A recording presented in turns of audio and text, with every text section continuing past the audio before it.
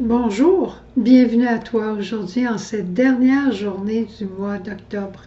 J'ai deux petites annonces à te faire au début. Une, c'est une question, puis l'autre, c'est une demande. La demande, c'est que j'aimerais trouver une couturière, pas pour faire des grandes choses, mais pour border des tissus liturgiques. Ça prend tout de même une certaine habileté. Alors, s'il y avait quelqu'un dans la région, dans la province de Québec, là, ça c'est clair, qui pouvait faire ce genre de travail, juste m'en aviser par le message lumière.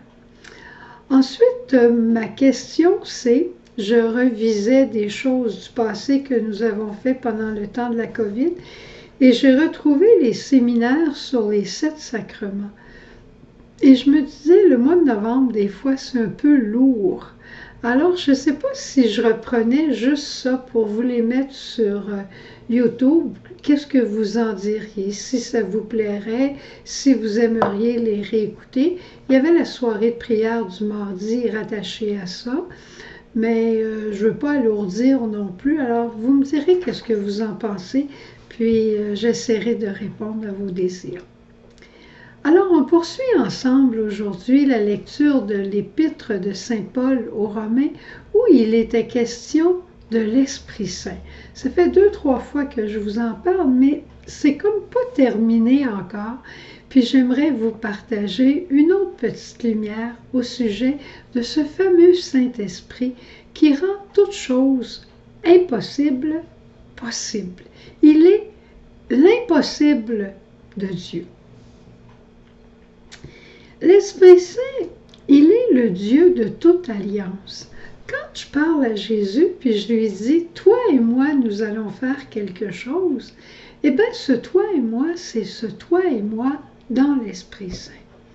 C'est la même chose quand on parle de la communion entre les hommes. Cette communion entre les hommes se veut dans la communion de l'Esprit Saint. On doit donc se réclamer de l'Esprit Saint pour vivre l'alliance. On doit se réclamer de l'Esprit Saint pour vivre la communion. Mais qu'est-ce que veut dire se réclamer de l'Esprit Saint? Écoute bien ça, il y a 10 points, mais c'est très simple à la fois. La première chose, ça veut dire lui être consacré. C'est pas compliqué. Quand j'ai compris ça ce matin à mon oraison, eh bien tout de suite, je me suis souvenu de notre chant qui est la consécration à la Trinité, où il y a une strophe qui dit « Esprit de grâce, lien du Fils et du Père, je m'offre à toi, je me consacre à toi. » Et par le cœur de Marie, j'ai cru que je renouvelais ma consécration au Dieu 3 fois miséricorde, mais à l'Esprit Saint aussi. Tu veux qu'on le fasse ensemble? Esprit de grâce, lien du Fils et du Père, je m'offre à toi, je me consacre à toi. Ensuite, deuxième point, vivre toujours et en tout temps sous l'ombre de l'Esprit, comme Marie le faisait. Ce qui veut dire laisser l'Esprit conduire ta vie. On n'a pas besoin de penser à ça tout le temps, mais il faut juste être d'accord avec ça. Ça veut dire que tu veux toujours être branché sur lui. Au lieu d'être branché sur tes caprices, sur tes envies, sur tes désirs, sur tes goûts, tu dis, moi, je veux être branché sur l'Esprit Saint.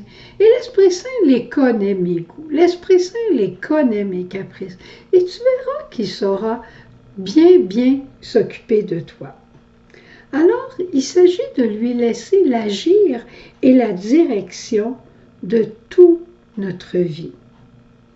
Tu lui dis très simplement, toi, Esprit Saint, Esprit de sainteté, conduis-moi, aide-moi, je te fais confiance, je te remets la gouverne de ma vie parce que c'est une trop grosse tâche pour moi et je ne suis pas habilitée à cette tâche alors que toi tu l'es. Je te fais entièrement confiance pour conduire ma vie et je veux y répondre en docilité. Ensuite, oublie pas de remercier souvent l'Esprit Saint pour les prouesses qu'il fait dans ta vie. Très, très, très souvent, parce que c'est facile de s'approprier de ce qu'il a fait. Et ensuite, prie la Vierge Marie, parce qu'elle est la seule créature qui a toujours été sous la mouvance, en vie de docilité pleinement à l'Esprit. C'était lié à son privilège de l'Immaculée Conception. Et consacre-toi à nouveau à l'Esprit Saint. À tous les jours, fais juste lui dire, Esprit Saint, je me consacre à toi, conduis ma vie. Et réjouis-toi des nouveaux chemins de communion que Dieu ouvrira dans ta vie. C'est simple, hein?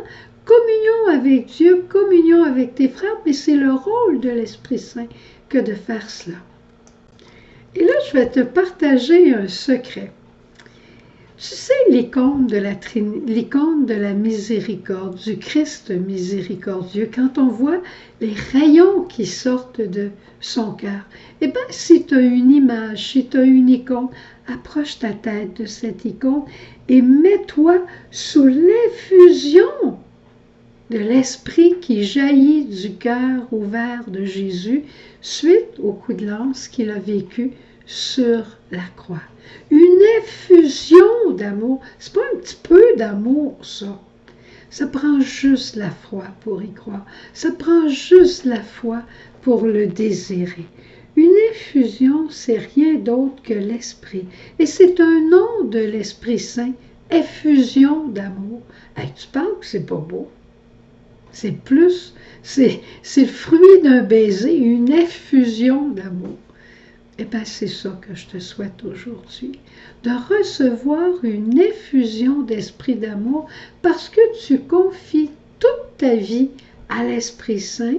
Tu prends la main de Marie, la main de Jésus, l'Esprit va te rassembler dans la lumière et il va te conduire avec les tiens vers le Père. Inquiète-toi pas, ce n'est pas une nouvelle religion, mais c'est comme on entre encore plus dans le cœur du mystère de notre baptême pour découvrir la beauté de l'Esprit. Le Père, on le connaît. Dieu notre Père, on est ses enfants. Jésus, notre Sauveur, notre unique Sauveur. On le connaît, on l'aime et on est en alliance avec lui.